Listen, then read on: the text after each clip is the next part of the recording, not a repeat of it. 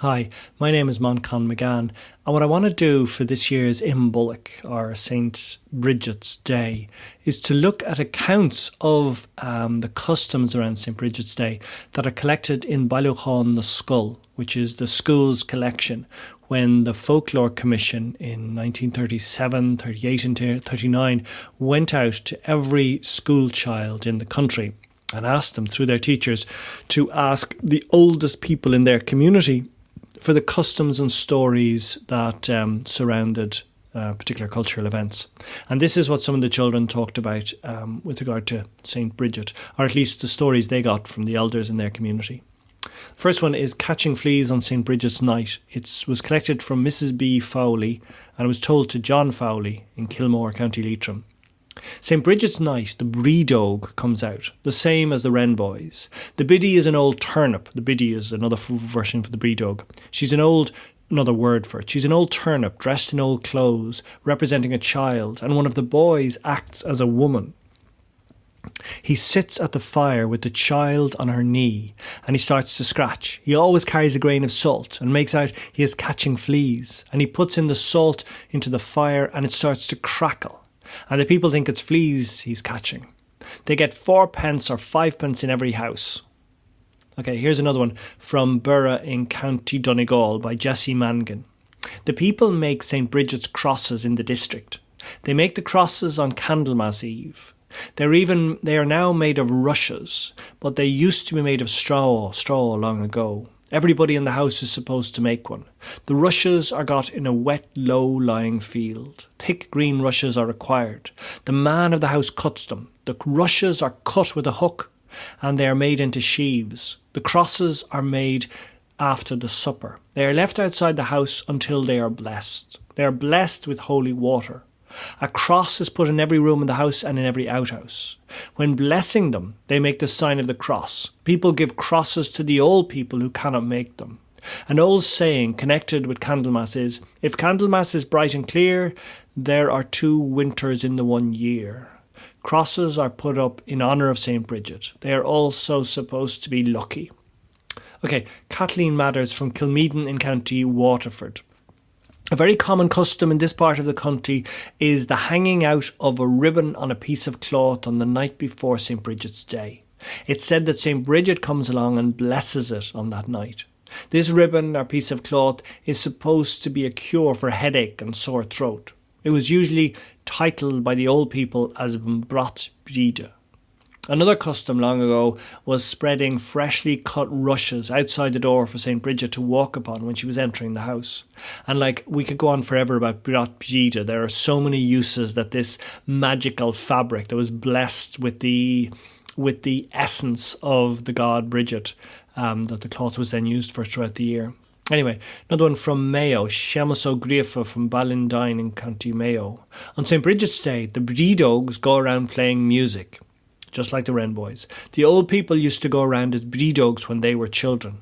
They used to go into a farm in the village and dress themselves as with straw. They used to go around and then play music. They used to bring $1 each because of St. Bridget. The people used to pull down their blinds because they would be looking out the window at night. They used to go around all the money they used to get. They used to then be brought home to buy drinks. The people used to give the breedog eggs instead of money when they didn't have any money. Mary McCullough from Dunree in County Donegal.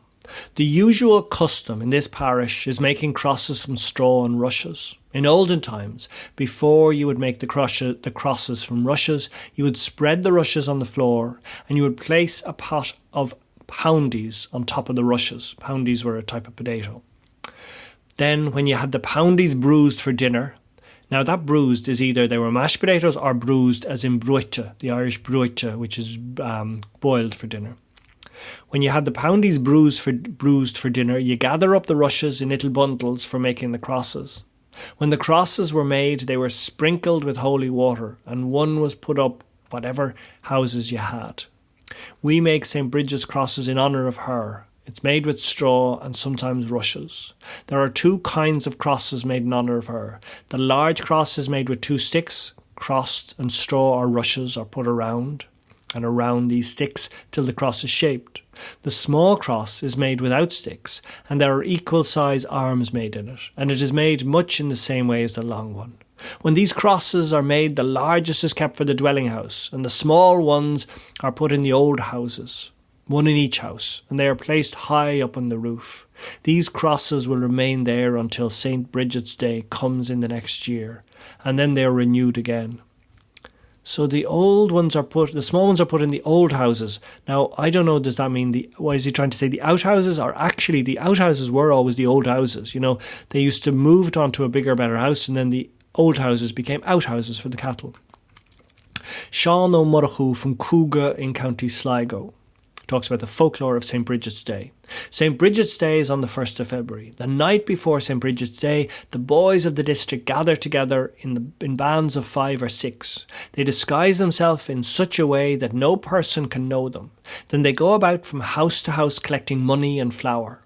They continue with this work until 11 o'clock, and then they gather together in one house. They pay a man to play a fiddle for them, and for the money they gather during the night, they buy food and drink. They dance and enjoy themselves until morning, and then they separate and go home well pleased after their night's fun. Nóire ní Bhríon from Curran in County Kerry. On St. Bridget's night, many local customs were observed in the evening.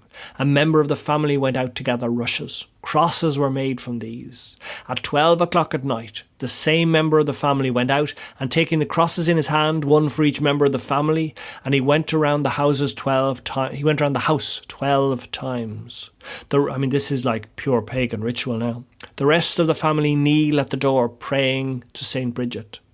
On that night also, men and boys take a rag doll about, which they call the biddy. They ask money in name of the biddy or Bridget. Another few. Bríd ní Hairgáin from Clonmore, County Kilkenny. St. Bridget's Day is one of the great feasts. On the eve of St. Bridget's Day, a glass of water, a ribbon and a straw fade. Like a cross is put outside every house. St. Bridget's goes around that night and blesses them all. In the morning, they are taken in and put in a box and kept until the next St. Bridget's Day. If you have a headache and tie the ribbon around your head, after a while the pain will go. If you had a toothache and make a sign of the cross on your jaw with the water, it would go. The straw is kept in the house to keep the house from being burnt. So did we get that right? On the eve of St. Bridget's Day, a glass of water, a ribbon and a straw fade. No, I think that's not word. That word isn't fade. And a straw, like a cross, is put outside every house. Moving on. Sean Machtrí of Killark, County Monaghan. In olden times, the people used to make a cross of rushes and put it over the door. The cross was called St. Bridget's Cross, and it was supposed to bring good luck during the following year. There's a pilgrimage to St. Bridget's Well in Faughart every year, on the first Sunday of July. The water in this well is supposed to cure people of diseases if they have the faith. When there would be churning done on St. Bridget's Day, the woman of the house would make 12 prints out of the butter. Because when St. Bridget would be making butter, she would make 12 prints out of the butter in honour of the 12 apostles. Now, there's really ancient pagan rituals to do with making butter and putting particular emblems and symbols in the butter. But obviously then it was brought into to Christianity, and the idea was that the symbols were to do with the apostles. On St. Bridget's night, when the people milk the cows and make up the butter, they ask St. Bridget to bless the milk, so that they may have plenty of it for the coming year. St. Bridget herded cows on the plains of Kildare, and they think that she has some power to bless the cows and the milk. She will protect from all troubles any person who honours her. Again, the cows and the ritual of St. Bridget sound Christian, but our pagan ancestors, the cow was the sacred animal. It was the god. That's why we have the Boyne, the sacred cow river. So, just by giving that pagan power over to a Christian name, it's only in name only. Thomas Gall of Kilmacow, County Kilkenny. St. Bridget's, a blue velvet ribbon or a band is tied outside on a skach bush. And St. Bridget is supposed to come and bless the ribbon.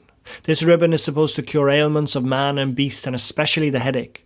A local farmer had a horse who had something very wrong with him. He went to the vet. The vet did all he could, but he couldn't cure the horse. And he told the farmer that there was nothing more that could be done. The horse was given up. The farmer's wife, however, had a ribbon that was put on the skach bush, and she got the ribbon and placed it around the neck of the horse. The next morning the horse was so much better, and a few days after he got as well as ever and worked many hard days after.